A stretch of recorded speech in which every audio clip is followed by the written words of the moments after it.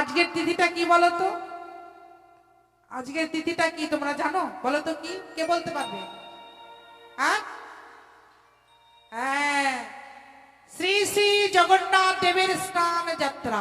হরি বল। এই স্নান যাত্রায় কি করতে হয় মা? ভগবান জগন্নাথকে স্নান করাতে হয়।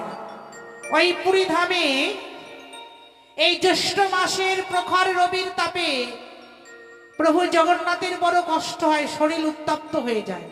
ও মা, গরমে আমাদের কষ্ট হচ্ছে না? আমরা কত কষ্ট পাচ্ছি জ্যৈষ্ঠ মাসের গরমে।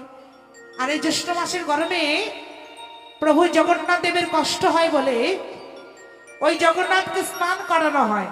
কোথা থেকে?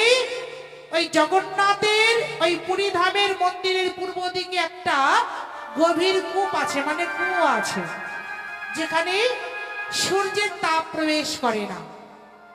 সেই কূপ থেকে 108 ঘড়া জল তুলে আনা হয় এই আজকের দিনে। 108 ঘড়া জল তুলে এনে জগন্নাথ বলরাম সুভদ্রাকে স্নান করানো হয়। হরি বল। তাদের অঙ্গ শীতল হয়।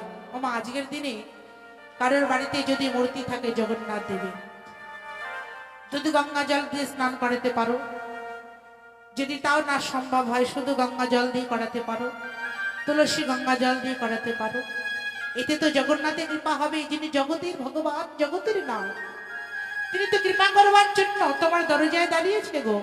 শুধু কৃপাটা একটু লুপে নিতে হবে।